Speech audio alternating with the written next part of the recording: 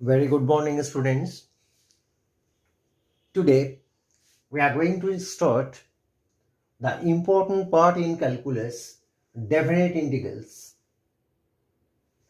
According to your syllabus, for definite integrals, you have to do the three important topics.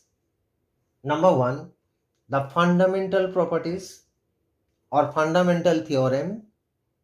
Number two, properties of definite integrals. And number three, as application, the chapter area. Area will be most important chapter as a long type of question and the very conceptual chapter also. So one by one, I will discuss all. For definite integral, see the diagram. I have taken a continuous function. This is the function y equal to fx. And the function is continuous in the closed interval x equal to a to x equal to b. I consider the function y equal to fx in the closed interval a comma b. And you see the diagram, from a to b, everywhere the function is continuous. That's why there is no breaking of the curve from a to b. The definition you know.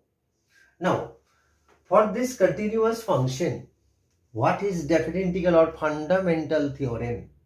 The fundamental theorem is nothing but within this closed interval, say that in antiderivative function is capital Fx. I repeat, y equal to fx is the function, is antiderivative or integral value is capital Fx. So if capital Fx is the antiderivative, then as an integration of the limit a to b, we can write the symbol a to b fx dx is nothing but f of capital F of b minus capital F of a. Means on the antiderivative function, the upper limit minus lower limit. This is the fundamental theorem of indefinite integral. Now, what is the geometrical representation? Very, very important topics. What will be needed in the next chapter? The area also. What is the geometrical meaning of this one, y equal to fx, or this symbol? Try to clear. Actually, the geometrical interpretation of this definite integral is nothing but this function or this one represents the shaded portion in the diagram. What is shaded portion? The shaded portion is actually bounded by the four important things. What are the four things? Number one, the function itself, the curve. Number two, the positive x-axis and another two lines parallel to y-axis, x equal to a and x equal to b. I repeat, it is bounded by, the shaded portion is bounded by the four things: the function itself, positive y-axis, a positive x-axis, and the two lines parallel to x-axis, parallel to y-axis are x equal to a and x equal to b. So always this one represents this type of area. What we'll get in the next exercise. So as a fundamental theorem, what the application, the different type of integration already you have done in indefinite integral portion. So same integration will come one by one. Only we have to use the upper limit and lower limit, means the fundamental theorem formula. So what? With simple example, as a 1 mark question, I am going to start my first example. Simple integration 0 to pi by 4 sine square x and dx. 1 mark question. You know, sine square x, directly we cannot do the integration. It's submultiple formula, you know, very well known formula. That is sine square x equal to, as a submultiple or multiple, we can write 1 minus cos 2x by 2. Now you see, for this function we can do the integration. So after simplification, what is the value coming? Half and integration 0 to pi by 4. Instead of this one, we are writing 1 minus cos 2x and dxn. Integration is very simple. 1 integration is x. Cos 2x integration is by formula you know sin 2x by 2. After that we are using the limit for the property of fundamental theorem, that is half into the upper limit x value is pi by 4 minus sin 2 into pi by 4 means sin pi by 2 is 90, sin 90 is 1, so 1 by 2. So the answer is pi by 8 minus 1 by 4. For lower limit I didn't put the value because this one is 0, sin 0 is 0. So answer is what? Pi by 8 minus 1 by 4 is the final answer. If I consider the another type of integration for the property, like say second sum, I am taking the integration you have done in the indefinite portion, what? As a substitution the sum. This is the important sum in NCERT as a 2 marks 3 mark question. What? Integration 0 to same limit pi by 4 root over tan x dx by sin x into cos x. The sum is most important in NCERT. What to do? First simplify the function. You know sin x cos x means if we take 2 here and by 2 if I balance, a formula, important formula is coming, that is 2 sin x cos x. The formula is very well known to you. 2 sin x cos x means the formula is sin 2x. That's why I'm writing in this place sin 2x. Again sin 2x in terms of tan, the formula is sin 2x equal to 2 tan x by 1 plus tan square x. What we have done from class 11 and we have used this formula so many times.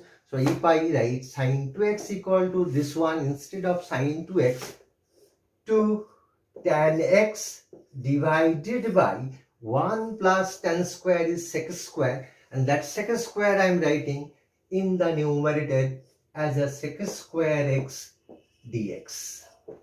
2 cancel. If we cancel also root over tan, then what is coming finally? Sec square x dx by root over tan x. Now see, this function is very well known to us because tan x derivative is sec square. So now if I go for substitution, let tan x equal to t square. T square I have put because root over is present. Now by derivative what you are getting? Sec square x dx equal to 2t dt. The question is given in terms of x. We have used the new variable t. That's why the value of x means lower limit and upper limit we have to change in terms of t.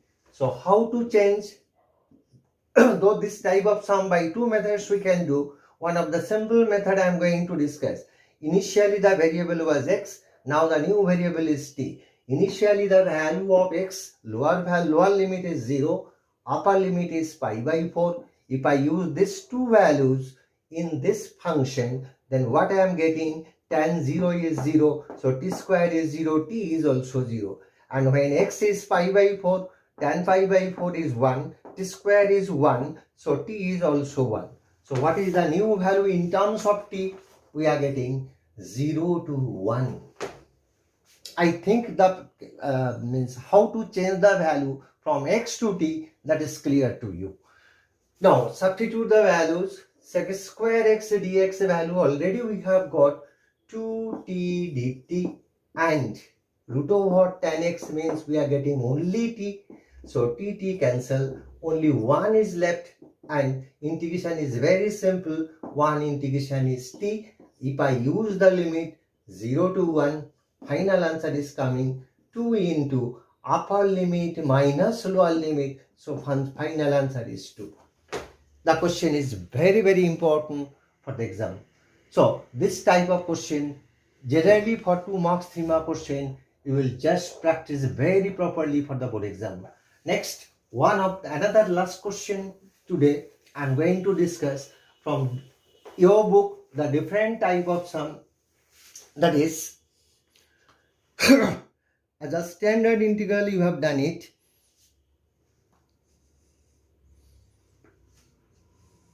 Like, say our third question is very simple question. I am taking integration of dx by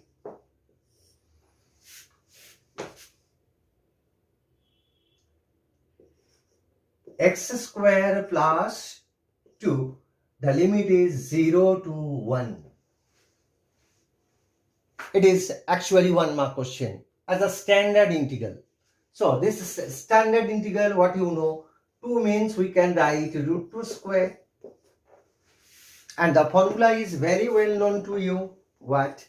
Integration dx by x square plus square. The formula is 1 by a tan inverse x by a. So if I use this formula directly, what we are getting? 1 by root 2 tan inverse root 2 by, tan inverse x by root 2. And limit is this one, 0 to 1. So finally what we are getting, using the fundamental property, tan inverse upper value 1 by root 2 minus tan inverse 0 is 0. So final answer we are getting half into tan inverse 1 by root 2.